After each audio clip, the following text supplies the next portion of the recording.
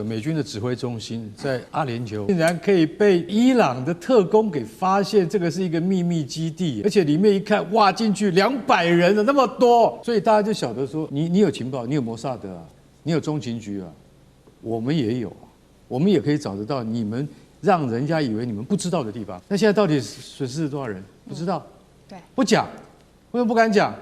講出來很丟臉。今天要特別關心的是伊朗最新的攻勢連環重擊，並且直指的就是在中東的美軍的指揮中心了。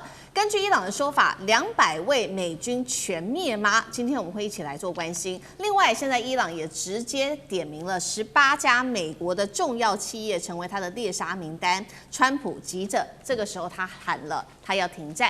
今天3個火線話題，今天我們請來賓來特別幫我們做解答。首先，今天會關心美國經濟到底會不會崩盤，因為剛剛特別提到的伊朗點名了18家美國的巨擘要做攻擊，這巨擘當中包含了從科技、金融到軍工巨擘都在當中。川普能守住美國最重要的經濟國力核心嗎？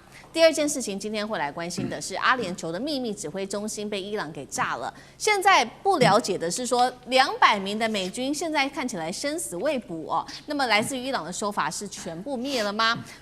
美軍真的可以無敵嗎？川普這一次還能夠硬是撐幾天呢？最後今天也會來關心美國想要閃人了，那以色列怎麼辦呢？難道以色列自己會留下來單獨打嗎？尤其現在以色列的傷亡人數不斷的攀升，納坦雅胡還能夠撐多久？今天就這些議題，我們會請來賓一次做詳盡的解答。我們首先關心到是這一次伊朗對美國正式開啟的一場系統性的報復，尤其今天4月的第一天，4月1號，伊斯蘭革命衛隊直接點名了，一共要瞄準的就是18家的美國企業都在他的攻擊名單當中都是大家所熟知的重要的企業，科技巨擘輝達、蘋果、Google、微軟、英特爾，金融的核心公司摩根大通，還有軍工製造大廠，包括波音、奇異、特斯拉，甚至是資訊跟雲端的巨頭思科、甲骨文、Meta， 都在伊朗說他要攻擊的名單當中。這一波攻擊還沒有實施，但是對於美國跟對於以色列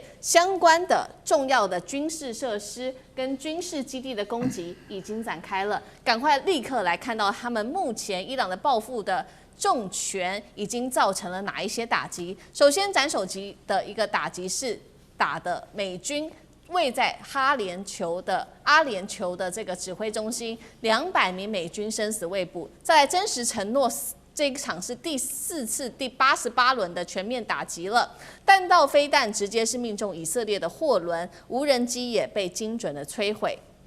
第3個來看到是對於以色列加大它的本土攻擊的力道，發射彈道飛彈攻擊以色列中部地區，集束彈的頭大的範圍多點爆炸，造成了至少6個人受傷。以色列科技公司也哀轟。最後是美國的死神無人機了，根據了解，有146架被敵方給擊落了，這是我們收到的最新消息。所以今天節目一開始特別請教委員來看到伊朗這一次的攻擊，可以說是非常的精準的，而且是密集的，連阿聯酋在這邊的指揮中心都命中，200名的美軍生死未卜。川普在這樣的狀況之下還能撐下去嗎？委員怎麼看？對，看到這場戰爭打到了現在哦，那麼原本外界預測說伊朗一定會彈盡糧絕，然後呢，伊朗在美國跟以色列的轟炸之下，所有的相關的軍事裝備大概都會被這個摧毀殆盡。可是我想打到今天，我們現在剛才看到思敏告訴大家的這些相關訊息，其實可以看得出來，伊朗現在恐怕好戲才正上場哦。這就回到了我們原先的預測嘛，原先其實就已經有人預測跟示警，說伊朗在這場戰爭當中，他們先端上台面的是相對比較低階跟廉價的無人機和飛彈的。這些無人機跟飛彈的目的是什麼呢？為了要耗盡美國跟以色列在中東地區所有的這個防空系統的飛彈啊。當你耗盡到這些東西了之後哦，再摧毀掉這些雷達，美國跟以色列在整個中東地區哦，他們的預警時間會相對縮短，攔截的能力也會大幅的降低。在這個時刻，伊朗才會端出它真正的法寶來啊。現在看起來這個法寶就要上場了，所以對伊朗來說，這場戰爭再繼續打下去，我們恐怕就可以看到更多伊朗高端先進的武器哦，如入無人之境的去打擊以色列或者是美國其他的軍事基地了。因為美國在中東地區的這個雷達系統已經被摧毀的差不多了哦，所以現在以色列真正要反應伊朗的飛彈來襲的時間已經大幅縮短了，絕對不像以前這樣游刃有餘。那麼，回過頭來看這個川普哦，其實如果大家注意到川普最近的一次談話哦，川普的確是一個非常非常妙的人。我認為川普最近一次決定要抽手哦，如果大家看到他大概今天的談話吧，他說他決定要抽手了哦，然後呢，把這個荷姆茲海峽留給其他的國家自己想辦法去打通了哦，他已經打贏了，他就要走了。大家就好奇說他為什麼要做這樣的一個動作呢？那麼急急忙忙的要離開戰場。我覺得當然最主要的一個原因是因為美軍的傷亡在擴大當中哦。那麼目前為止還在蓋牌，可是這牌蓋不了多久的這一掀牌的時候，美國現在國內反戰聲浪已經很高了。所以對川普造成的第一個壓力應該是福斯電視台的一份民調啊。就福斯電視台在這場戰爭的前幾周，它的民調都跟其他的這個媒體不一樣哦。它所呈現的民調都是在5-5波之間。可是其他的這個媒體所做出來的民調，其實反戰聲浪已經很高，都超過50%了。那但是現在連福斯自己都頂不住了。福斯最近公布的一波民調，這個反戰的聲浪已經超過60%了。就連福斯都頂不住的時候，川普怎麼頂得住呢？川普背後最支持他的媒體就是福斯了哦。那更不要講到股市了。股市前一段時間跌得亂七八糟，你看到今天川普出來講話的時候多驕傲，他說我講完之後股市就漲了，漲到這個有史以來道瓊漲最高的一次。廢話，你講的是你要落跑，你要離開了，這場戰爭不打了，那大家當然就股市就漲了。所以我一直在強調說，川普的講話，川普的策略永遠都跟股市指數的起伏是綁在一起的。他想放空，他就放狠話；他想做多，這個股市就會上來。那但是問題很妙啊，就是他今天的談話的時候，你就注意，他說我們已經打贏了。為什麼打贏了？他說因為政權已經輪替了。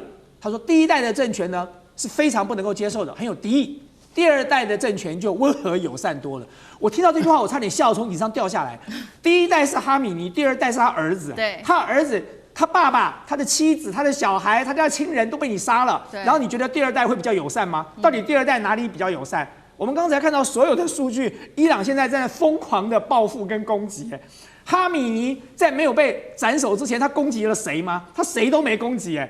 所以我不理解，川普為了要盡快的脫離戰場，他到底是活在一個什麼樣的這個宇宙裡頭哦？他自己似乎描繪出他自己那種烏托邦美好世界。那更妙的是說，各位如果看到這場戰爭，原先講說要 regime change， 要改變政權，後來發現 regime change 不了，他就說我們要打通荷姆茲海峽。好了，你現在2棲部隊都調來了，準備要打通荷姆茲海峽了。忽然之間，他就又告訴你哦，荷姆茲海峽我們不打通了，以後就交給這個歐洲你們這些國家自己想辦法去解決。最妙的是什麼？各位想想看，最妙的是在這場戰爭沒有發生之前，荷姆茲海峽根本沒有封鎖的問題，因為你打了這場戰爭，荷姆茲海峽被封鎖了，然後你現在告訴大家說我已經完成了戰爭的目的，我已經勝利了，然後我要走了。所以你這場戰爭的目的只有2個，第一個把伊朗換上一個更強硬的政權，第二個就是把荷姆茲海峽給關了。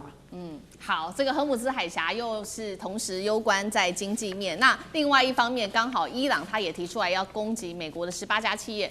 攸關的又是美國的經濟面，因為這18家企業剛剛特別講到了嘛，裡面是很重要的科技巨擘，還有金融巨擘等等，會不會成為川普在經濟上面另外一個重要的壓力？苑老師又怎麼看？我今天看到這個消息的時候，馬上想到今天是4月1號愚人節，我想說是不是假的？你知道，因為我們一直長期的認為啊，美國加以色列是所向無敵的。結果今天消息突然，這個1個月來，我們一直在做評論的時候，都替伊朗捏把冷汗。一開始我還講說伊朗要加油啊，這講的自己都很激動，對不對？那現在突然發覺，伊朗現在完全要攻擊就攻擊啊！我現在看到這個消息，我遇到的所有的人都會認為說，剛剛我們委員一講的話呢，就會發覺說，伊朗現在的話呢，好戲正準備上場，看樣子不是愚人節，但是其實講起來也非常具有戲劇化。它最主要，首先第一點，我讓大家先了解，那個中東啊，什麼都沒有，就是油多錢多，所以說所有的美國重要的產業，像什麼 Apple 啦、英戴爾啦、Google 啦，還有什麼 Nvidia、Microsoft， 還有 Morgan Stanley， 他們在那邊都有轉錢的地方。然後發展科技的地方，甚至包含這個 AI 的這個中心啊，都拿錢出來，就在這邊的話呢，所以伊朗現在要針對於18家的這個美國重要的企業，裡面包含了軍工啊、科技啊，甚至包含了金融，通通要打擊的話，表示說他把這話先放出来。伊朗是說到做到的，然後这美國現在只會亂吹牛，這是第一件事情。然後第二件事情的話呢，我覺得大家不曉得還記不記得，就是在昨天的時候我們還在討論美國會不會登陸哈克島啊，還講到說美國什麼82個空降師啊，會不會什麼的，就講了一大堆啊。這現在搞了個半天的話，突然拍拍手想走，你知道嗎？川普走得成嗎？對不對？2000多條人命啊，170幾個小女孩的命啊，對不對？這個仇恨結深了。人家伊朗本身來講的話呢，都目前為止啊，你先把溫和派幹掉以後，現在換了個激進派啊，激進派，這個穆加塔拉的話呢，它本身就不做事，就是我們要幹到底，就是真實承諾第86開始、87開始、88開始，大家仔細看裡面的內容的話呢，說在87的時候呢，空中預警機打得之準。從雷達缸正中間切下去，旁邊 BBC 講還有2架飛機受到了這個影響，對不對？也都受傷害了。然後現在的話，第3個部分的話呢，就是說整個伊朗現在的話呢，整個所有做的事情所着眼的重點是直接對以色列的本土的攻擊。那這個加重的壓力非常大，其中最重要消息，我覺得美國的指揮中心的話，那200人的話呢，生死未卜。讓我們講好了，這死亡的人數只有20%的話，那有40人都死亡了。到目前為止，美國都不敢承認到底有多少死人啊，對不對？你這個影響的話呢，對川普現在剛剛經過 No Kings， 美國有將近1000萬的人走上街頭啊，美國人對政治都是很冷感的。1000萬人走上街頭，真的是美國問題嚴重了。現在的話呢，接下來我們真的是有好戲看的。好，所以美國這一次攻打了伊朗哦，那搞得這樣子一團亂。那現在美國就突然間說他要走人了，那以色列怎麼辦呢？而且正直的就是伊朗現在都是直接攻擊以色列的本土的，接下來納坦雅胡還能撐多久？那乾哥又怎麼看？我覺得這個新聞，我們特別要關注，就美軍的指揮中心在阿聯酋，也就是阿拉伯聯合大公國。曼哈德基地外面的秘密指揮中心竟然可以被伊朗的特工給發現，這個是一個秘密基地哎，而且裡面一看，哇，進去200人了，那麼多，所以大家就曉得說，哎，你有情報，你有摩薩德啊，你有中情局啊，我們也有啊，我們也可以找得到你們讓人家以為你們不知道的地方，所以這個地方竟然被空襲了。我相信還是用見證者系列的無人機去攻擊的，因為那個最有效。為什麼？因為他們可以飛得久，又可以飛得低，然後打下來的時候，它的殺傷力是夠的。那好了，那現在到底損失了多少人？不知道，對，不講，為什麼不敢講？講出來很丟臉，這就是最大的問題。好，你看到這個事情之後，你就要想想看，我們現在先匯集一下，以色列最近受到什麼樣的攻擊？以色列竟然中部一個城市，它竟然被這個彈道飛彈丟下來以後，它丟下來，你知道彈道飛彈只有個彈頭嘛？你不裝核子彈頭的話是沒有用的。於是它裝什麼？它裝極速炸彈在裡面，丟下來之後，竟然造成了大概方圓差不多1.5平方公里被摧毀。但是因為那不是住宅區，所以只有6個人受傷。那下次要打在海法的話怎麼辦？或是打在特拉維夫？或是打在本古里揚機場怎麼辦？所以我現在就在想說，你不是說你的那個海軍跟那個空軍都已經被美國摧毀了嗎？怎麼伊朗還有這麼多飛彈可以打？所以你就會覺得，而且現在他打的是伊朗，現在打的是以色列的本土。對於以色列的很多地方，他們其實老實講一句，他們連在海上的集裝箱貨輪，他們都認得這是以色列的，這個就厲害，這個就我覺得非常厲害。所以我覺得現在美國在面對這場戰爭的時候，他會有一點覺得他有一點卻步了，就是認為說，好像以色列的那個情報機構沒有辦法及時反應，說原來伊朗知道了，伊朗知道很多事情，但他沒有講出來。伊朗也許他沒有像美國這麼好的這麼精密的衛星啊裝置，但是伊朗的這個情報人員一定也有足夠的滲透能力。他才能夠得到這麼多的訊息，然後他開始說：“我現在回過頭來，我要攻擊18家美國企業。”我覺得你要仔細聽好，這就是中情局最需要注意的地方。我可以打到這些原來我打不到的地方，然後現在回頭我要打你的蘋果啊，然後摩根大通啊，特斯拉、奇異這些大公司、大企業，而選擇重點來打，意思是什麼？意思是我知道它在哪裡。我知道它在哪裡。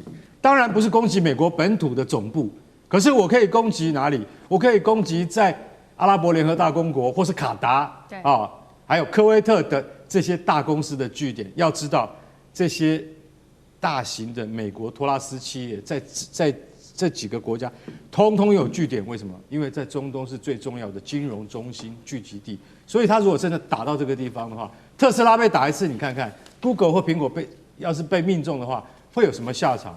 所以我覺得以色列他現在是在想一個什麼問題？美國要是拍拍屁股走，你要怎麼辦？我先告訴各位，尼坦雅胡不可能收手的。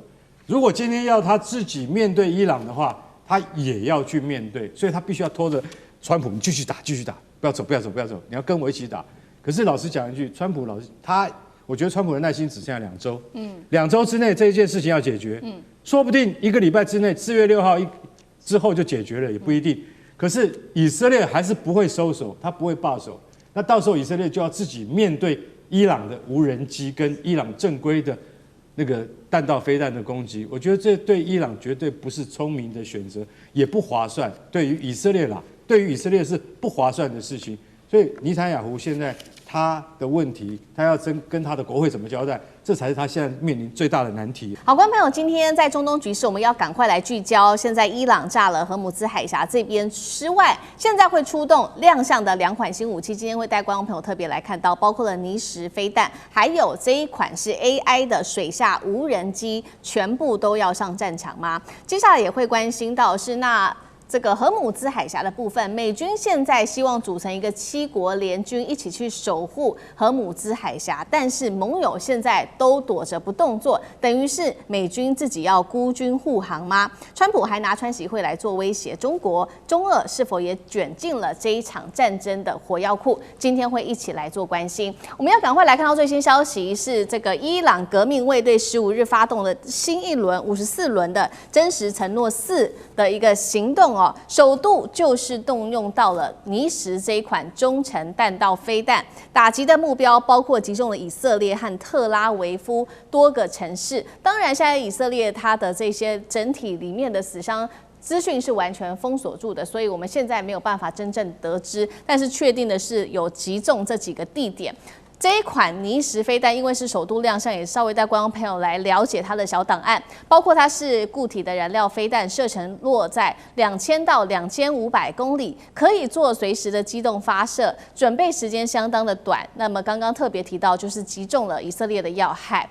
再來看到第2款，同樣也是首次亮相的，就是它的電動水下無人機了。這個是阿茲達爾，搭配 AI 作戰，最關鍵的地方是它是做鋰電池無聲的，可以在水下潛伏最長時間達到4天。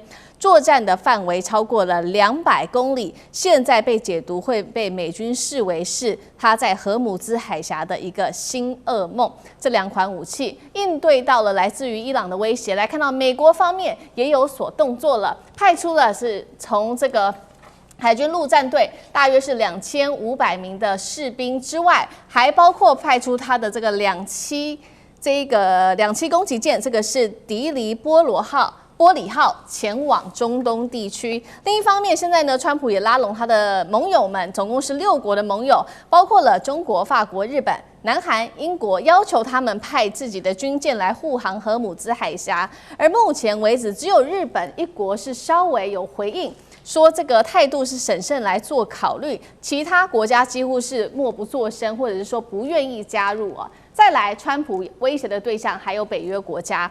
他說，如果北約你接下來不協助我們來保護荷姆茲海峽的通暢的話，將會非常糟糕。並且呢，他也說了，原定我要跟中國國家主席習近平見面的這個峰會，現在碰到這種狀況是可能延後的。伊朗革命衛隊則是發出了最新聲明，美軍有種就把你的軍艦開過來吧。節目一開始，我們要來特別關注到伊朗的這2款武器，剛剛講的尼什彈道飛彈，還有這個 AI 的水下無人機阿茲達爾，戰力有多強？美軍能守住這個荷姆茲海峽，那麼避免成為海上噩夢嗎？呂艦長怎麼看？這個尼什跟以前它的彈道飛彈最大的差別啊，也就是這麼長的一個射程，可以遠達2000到2500公里。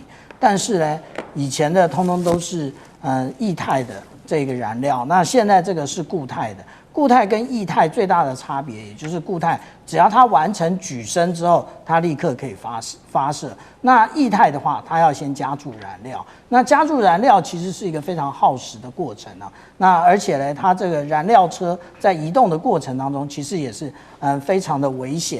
那如果我們來看啊，這裡面没有一款飛彈是泥石啊。那也就是我們是做出比較說，我們可以看得出來說，以前的，例如說距離比較短的，那它的這一個多半都是固態的。那液態的話呢，我們感覺起来它的射程比较遠，可是呢，實際上來講，它的缺點我剛剛已經提到了。那這一個距離，我們講到說，其實它到以色列啊，它要攻擊以色列的話，其實它並不需要這麼長的一個射程。那它為什麼還要用這個2000到2500公里的射程？最主要的，也就是它要那個速度，也就是当我的這一個彈道飛彈呢，我的彈道的那個塑造越高的話，那其實它返回的速度越快。那也就是像我们刚剛拿的這一張啊，也就是當那個它直接打到這個以色列的時候，它的速度其實會讓以色列現在所有的，無論是愛國者薩德或者劍士2、劍士3，完全沒有辦法反擊。而且它再配上我們講到這一種也就是見證者136的這個無人機，其實這就進行一個飽和作戰的話，那其實就是這種攻擊模式，其實會造成這個戰鬥系統的飽和啊。那另外我們講到說這個阿茲塔爾的這個電動水下無人機，那我們現在還不確定說它是真的是攻擊，還是它只是現在拿出照片來做一下這一個進行認知作戰，讓大家覺得害怕。為什麼我這麼說呢？因為如果說啊，我們來看一下它的這一個型別來講的話，現在大家都拿 AI 來說事啊，大家都說 AI 怎麼樣，可是 AI 它需要學習，那它需要蒸餾，那它才知道這種攻擊模式是什麼。那如果我們來對比啊，說之前這個在泰國的貨輪被打到的這個狀況，因為它有比較清楚的照片，我們可以看到它的尾部的照片，它在水線之上，可見它不是被這一個水下無人機打到，因為如果是水下無人机命中的話，它的洞就在水下啊。那而且呢，那為什麼會打到這個位置？其實如果我們仔細的看啊，這個流體力學來講，它到達這一個車葉這個部分的時候，它會有一個上揚的部分，那是因為車葉的旋轉造成的一個吸力啊，所以它會直接撞上這個。那它撞上車葉或者是舵輪的話，實際上來講也癱瘓了它的可能性。那我們剛剛講到說有關於這個阿茲塔爾，那當然我們對於伊朗啊，不能夠太為小看它，因為其實它的大學或者是它的研究機構，而且憑借着它被這個經濟封鎖這麼多年了，它還可以有現在的這種打法，平均一天發動3次的攻擊啊。那如果這個的話呢，它必須，如果我們講說一個水下無人機它要能夠成功的攻擊，除非是它在空中有這一個無人機的配合，不然的話它就要有非常完整的，無論是在聲學或者是有關於說這個船只通過的壓力的特徵，或者是我們講到說這一個有關於這一種部分的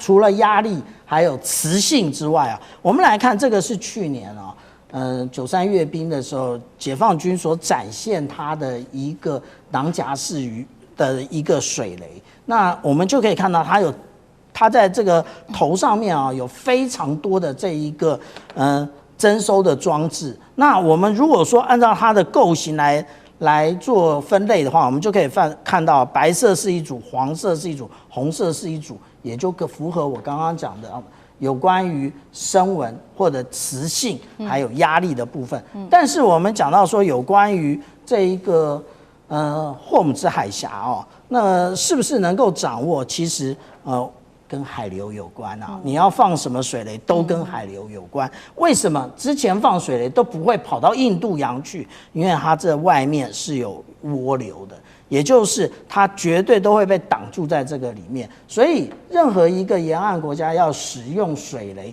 或者是水下無人載具的話，必須要對於水文或者是你的對手的聲紋、壓力、磁性要有一定的了解。好，面对美國现在面對伊朗的這一場長期消耗戰哦，還包括了水雷戰，甚至伊朗祭出的各種的黑科技武器。那美國方面呢？美國最近早上了這個說要組成的6國聯軍一起來守護荷姆斯海峽，結果北約對他冷眼，那日本還稍微說，我會考慮一下這樣子。那為什麼這一群盟友現在只能旁觀嗎？這是第一個問題，請教委員。第二個問題就是美軍派的這個迪黎波里號，它的戰力到底為什麼急派從日本派過來？委員怎麼看？我先說明一下伊朗的武器哈，尼什這一款彈道飛彈不是新的東西，是2008年就試射，2009年就服役，只是他沒有拿到戰場上來秀而已哦，差別在這裡哈。它沒有特別先進。我們知道現在戰爭最大的特色在什麼地方？防禦的東西精準度要非常高，比如說你要打下一個尼什導彈，你的藍翼的飛彈必須準到分秒不差，但是攻擊的導彈，它的攻殺範圍就非常的大，反正我打不到你左邊，爆炸範圍影響到你右邊就可以了。所以有攻擊的武器容易做，攔截武器不好做，所以攔截的武器成本非常高，攻擊的武器成本非常低，相對而言，所以变成說我的攻擊的武器量夠的話，那你攔截的武器基本上效果不會太好。那這句話供那個台灣之盾做參考，是有這麼一個特色在。那這個。從戰略來講哦，你要這樣看哈，美國之所以能夠在世界維持一個霸權，它靠什麼？當然你說啊，飛機啊、軍艦啊很厲害啊等等的，這我們不否認。但是主要是它在3個地緣政治上都它控制住了。第一個就是荷姆斯海峽，第二個就馬六甲海峽，第3個就是巴拿馬運河。如果這3個重要的戰略支柱有任何一個被其他人所控制，美國的整個戰略布局在全世界戰略布局就崩潰了。那荷姆斯海峽現在就其他國家來講，它是冷眼旁觀，因為他們無能為力，還在看美國有些什麼戰略布局或者戰術活動。對美國來講，他現在派海軍陸戰隊幹什麼？就表示他有期待要佔領荷姆斯海峽上面的所有的小島，但這是不是長久之計？我個人看法，光這樣佔領是不夠的啊。所以其他國家會覺得，你就派這一點軍力，你能幹嘛？我去護航，不是被打趴嗎？因為在這種地方哦，防守的成本高，攻擊的成本低，防守的基本上來講的話，你風險高，攻擊的風險低。就剛才我講那個現代戰爭的一個特色。那你任何一個國家，不管誰要幫忙，日本也好，韓國也好，哪個人幫忙，你也要面對同樣情形啊，風險成本高，而且效率可能很低，而對手呢不風險低，成本低，你那個你使這樣2008年出來的那個技術水平，基本上成本不高。那你那個什麼水下無人機？那其實就水下魚雷啦，那個程度不能跟93大閱兵中國大陸拿出來那個來比，那差太遠了啊。所以當然我們也講過它很厲害很厲害，可是還好啦，因為這荷姆斯海峽哈還好啦哈。那所以你其他國家為什麼我去你這種戰術，我一看就挨打的局面，我幹嘛去啊？哦，這是第一個現實問題，我的成本高，風險高。第二個問題在說，你這個戰術要贏只有一個辦法。就是說，你在荷姆斯海峽跟他對壘，根本不是辦法。你要怎麼樣？要把戰爭的重心擺到德黑蘭去，你才有贏的機會。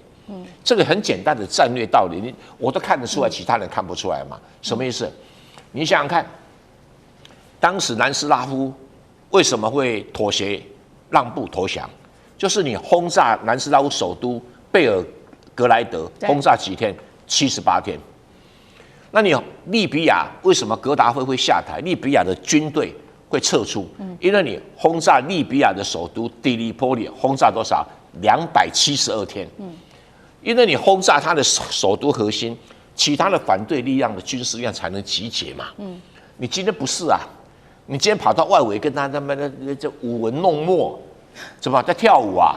所以這種戰略本身就是會輸的。那你說美國有沒有能力轟炸這個德黑蘭？那 piece of cake， 但是政治的限制讓美國做不到，這是美國的問題。就是說，美國會很多人問你啊，你為什麼轟炸德黑蘭呢？啊，你為什麼呢？好，所以川普一啟動這個戰爭就沒有想好，他本來是想要撿便宜，就是我把你哈米尼炸掉了，革命衛隊領導炸掉，國防軍就會起來政變。哪知道他一直呼籲國防軍接管政府，國防軍不敢。為什麼？你就憑這樣一次轟炸就能夠使革命衛隊退縮？那是不可能的。他的規劃者從來沒有去想過，比那個利比亞的能力比德黑海還差他都轟炸272天啊，那你貝爾格蘭都還轟炸78天呢，那你德黑蘭這樣怎麼可能？所以要讓伊朗從荷姆斯海峽撤退，必須要對整個伊朗進行空前未有的大轟炸。那如果你美國做不到這一點，那你政治上的限制，讓你不能做。他其實不是軍事能力絕對做得到，他只是現在政治上不可能讓他做到。那做到的點就是說，讓伊朗到達了什麼？這個所謂斬殺線。伊朗的經濟、財政，還有他革命衛隊的實力，在什麼樣轟炸條件底下會掉到斬殺線以下？那你這個時候伊朗才可能從荷姆斯海峽退。所以你沒有這個條件，只是要去荷姆斯海峽做一種防衛作戰，那穩輸的，那穩輸我幹嘛跟你賭呢？那如果你看他穩贏了，我跟你講爭先恐後啊。好，現在美國基於政治的原因，在沒有辦法直接轟炸德黑蘭本身哦，那變成騎虎難下。現在伊朗看在眼裡，則是持續的對美國挑釁，就說你有種就把你的軍艦開過來吧，還說呢我背後還有中俄可以做幫忙。楊老師又怎麼看？我們在過去的戰爭或者是安全議題上有一個法則，它叫做不對稱法則。那也就我们通常講的不對稱戰爭。可這個不對稱不是單純的只是強弱之差哈。如果弱到你實在是根本不可能去做任何局勢的影響，你基本上只是弱而已，而不會構成任何不對稱能夠去扳倒就是強弱之差，然後呢有勝出的機會。一定要有勝出的機會，你才會有不對稱法則的這種就是運用。那但是另外一方面，它也可能是在強方，因為強方它擁有的這個就是條件呢，可能本身內部有它這個問題，所以它沒有那麼強，它看起來很強，但沒有那麼強，它怕的這個損失，它怕的代價，它怕的成本，會造成它自己本身行動的限制，所以它這裡面會出現不對稱法則。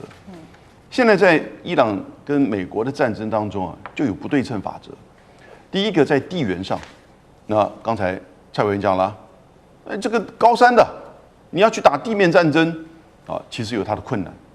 那同時，它又是中東地區的一個大國，人口將近1億，然後60%的人是波斯人。那第二個不對稱，它是軍事上的不對稱。美國不是很強嗎？在這裡，但是美國能夠把所有的武器都搬到這裡來嗎？那最重要是。彈道飛彈跟無人機的確到目前為止，美國以色列也招架得很辛苦。這裡面還有一個最重要第3個不對稱，那就是能源。能源不只是荷姆茲海峽的這個關閉哈，能源更是就是伊朗跟海灣地區國家的這些煉油跟輸出的設施。所以你看，川普打了半天打哈爾科島，他不敢去打那個煉油設施，為什麼？你打他，他打你，他打。沙烏地阿拉伯、巴林的這些煉油設施，那荷姆茲海峽也不重要，因為沒有油可以運出去了。所以，如果你一旦進行了大規模的這個地面部隊或者是轟炸行為，可能這個煉油在這種不對稱的情況之下，就變成一個代價，而這個代價可能大概不是美國或者是世界願意付的。是好，美國現在呢動作是邊談邊派兵。怎麼說？他們調度了更多的軍事力量，持續在往中東做集結。而伊朗方面呢，也不示弱哦，因為伊斯蘭革命衛隊哦，持續是对美以的单位发动了攻擊。25號的時候呢，他們就把目標對準了美國的航母林肯號的身上。那美軍證實啊，確實有受到伊朗對林肯號發動的攻擊，而且數量還不少哦，有101枚的飛彈。還好啊，這個林肯號的設施算是很先進啊，全部都成功被攔截了，所以是毫髮無傷。但這個對於伊朗來說，它的戰略目的已經達到了嘛，因為林肯號被攻擊了，它勢必就不會待在這邊當活靶子，所以它也移動了。那麼這個就逼退林肯號的目標達成。那麼伊朗揚言呢 ，I'm watching you 哦，雖然你已經離開了，但是我還是持續關注你的位置，感覺有什麼風吹草動，其他的這個武器繼續往你身上招呼。所以伊朗揚言緊盯這座海上堡壘的同時呢，伊朗的軍方還做了什麼事情？也對中東地區的美軍開始展開了全面追捕。這個全面追捕可能是地下的一些模式哦，更多的這種諜報戰正在上演。好，現在海面跟路面通通都有行動。李陽君想請問，你現在看這個戰場，我們現階段走到一個哪個階段性的步驟了？首先我認為說是，如果說伊斯蘭的這種導彈要攻擊到林肯號，可以說是幾乎是不可能的，因為在林肯號絕對不是就孤零零的一艘航空母艦在這邊哈，它周邊有很多的所謂的護衛的軍艦，包括伯克級的驅逐艦等等在裡面哈。然後第二個來講的話，這個林肯號自己本身哦，它有預警機，你任何導彈或者是飛機接近它，它都可以實施預警。他自己本身也有戰機哈，对。那之所以說川普說這個發射101枚導彈，我覺得川普也是在亂講了。為什麼？因為以伊朗現在它的導彈是很珍貴，它不太可能會浪費101顆的導彈，但是有可能是無人機哦，有可能是無人機。那川普把它講成導彈是。那要攔截這些無人機來講的話，我想說以林肯號自己，因為如果說是這個見證者136，它的時速只有100多公里，如果這艘林肯號距離只要海岸線300公里來講的話，你這個見證者在海上就要飛3個小時。我們合理來算，這3個小時足夠林肯號可以很充裕的時間，它起飛它的戰機以後，將你的無人機擊落哈，根本連導彈都不需要浪費。就算是你真的接近到它這個2-3公里之內，它自己本身也有方陣快炮可以將你擊落。通常一艘航空母艦它的防衛的半徑是400公里啊，包括它的預警範圍能力啊，以及它能夠攔截的範圍大概是400公里一個半徑這種長度。所以說伊斯蘭這個如果說要打到林肯號幾乎是不可能的，但是他為什麼不可能打不到，他還要這樣做？我覺得他很明顯的就將你林肯號逼退距離我海岸線最少這500公里之外，才能夠確保你的安全嘛。如果說你在400公里之內，我無人機萬一不小心這個總是有漏網之魚，如果真的打到你，你就吃虧受不了。所以那往後退對伊朗有什麼好處呢？它可以爭取它的預警時間。我們現在昨天我們上一節我們還在討論的就是美國有一架 F-18戰機這個傳說中被伊朗擊落。F-18戰機就是從林肯號起飛的，因為 F-18就是林肯號的艦載機，而且他後來說這個墜落在這個阿拉伯海，那可能性極高，它可能被擊傷以後要回到林肯號的中間過程之中是不是受傷有沒有回去我們不曉得了，這看美軍去這個講。但是關鍵就是重點是說這架戰機是從林肯號起飛的，應該是沒錯。那如果說我將你林肯號逼退到400公里或500公里之外，當然我就可以增加我預警時間，增加你攻擊的困難度，因為你在海上要多飛這個500公里這麼遠。那這個我們知道海岸線距離德黑蘭還有1000公里這麼遠。那當然你如果達到我的作戰領空這個依照你的油料，你可能本來預計可以有30分鐘的滯空時間、留空時間作戰。那因為你消耗掉你的航程之後，你的作戰時間可能只剩下10分鐘，不夠你攻擊。我覺得這個是戰術上的一個運用。可是你要打航空母艦這個伊朗是打不到。可是有一種方法可以逼退、擊落航空母艦，那就由最強的堡壘要由自己內部來做攻擊。啊，福特號不就是被擊落了嗎？可是是不是這個伊朗發射導彈去打到福特號？不是，是福特號自己的官兵在裡面放了一把火，把洗衣房燒掉。那我們現在看到福特號因為這把火就回到希臘去拯救去了。所以最強的這個堡壘要由內部攻破。這個福特號證明了這句話給我們看。了解。好，現在不止這個美軍的林肯號被盯上了，伊朗也對另一個敵對勢力呢持續發動打擊，就是以色列繼續對特拉維夫這個狂轟猛炸。那如果說這個三方戰爭有一個人在把敵人打死打殘之前，他都不想結束的話呢，那就必須是以色列總理納坦雅胡了。所以他之前就下令，往後的48小時要繼續全力轟炸伊朗的軍事設施，就是要抓住每一可能進行彈劾之前這個短暫的窗口，把握時間哦，我能打多少算多少。而且呢，對黎巴嫩南部哦，以色列也是大有動作，他們派遣了這個地面部隊去佔領哦。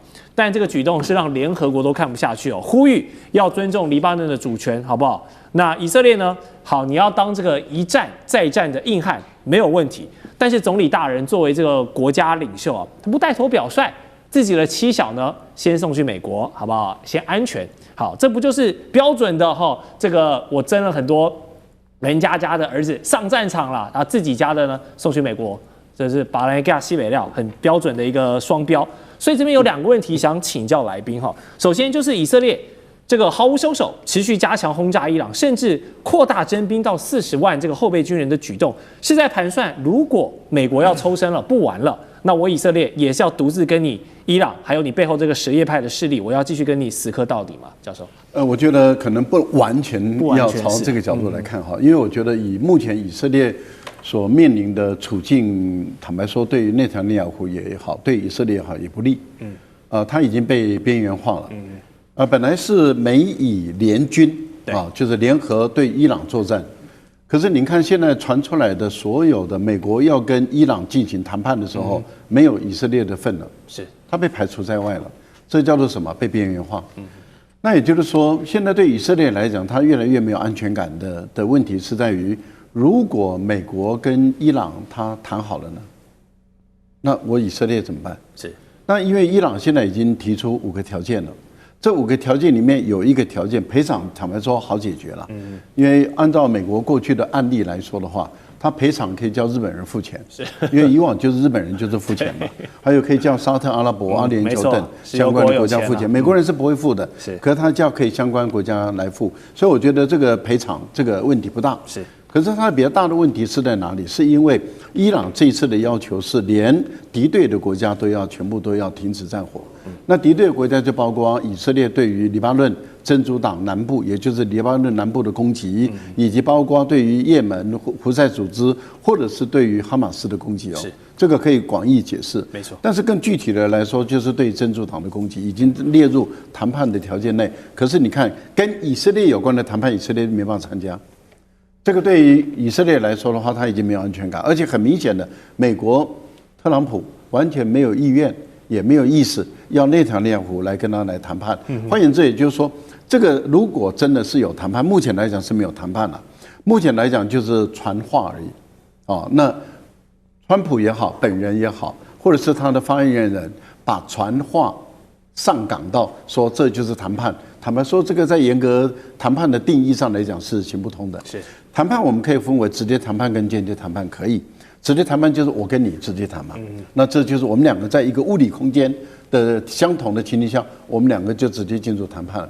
那間接談判，也就是我們也可以在相同的物理空間，可是我們進行間接談判。例如說，我跟這個副秘書長這個我們。他假設他穿梭於我們兩個之間的矛盾，那我有什麼話跟他報告，跟他說，他來跟你說，然後你有什麼話跟他說，他來跟我說。可是我們兩個就是不談。對，那這個也可以，這個也可以叫做談判，這叫做間接的談判，可以在同一個物理空間的情形下。那目前美國沒有進行到這裡，目前美國只是透過第三方做傳話。是好，那美國把它做成談判，可是連傳話以色列都被排除在外，他什麼都不知道。所以我們把它稱之為，它已經被戰爭邊緣化了。而且你看，現在所有的新聞報道，沒有人在乎以色列他打了伊朗什麼，但是更多的報道是以色列被伊朗怎麼打。那你可以感覺出來，就是內塔尼亞胡本人也好，這樣政黨也好，或者是他對於面對他的反對黨國會來說，他越來越孤立了。那對於他來講該怎麼辦？那當然就是動員，把美國人拖下水。不讓美國人脫離戰場，因為看起來是要脫離戰場，所以如果不讓美國人脫離戰場，最好的方法是把地面部隊投進去。如果能夠把地面部隊投進去，擴大這個戰火，擴大這個戰場的話，包括對於黎巴嫩南部的一個佔領，包括對於伊朗的一個直接的一個攻擊，甚至地面部隊投進去的時候，你美國如何脫身？那當然，這個就涉及到一個風險。這個風險最高的就是什麼時候美國的白人跟猶太人跟美國的猶太人翻臉？因為當美國的白人真的跟美國的猶太人翻臉的時候，美國的猶太人還是會怕的。平常他可以有雄厚的資金，可是一旦翻臉了，那些地位資金就不重要了，因為隨時可以把你沒收。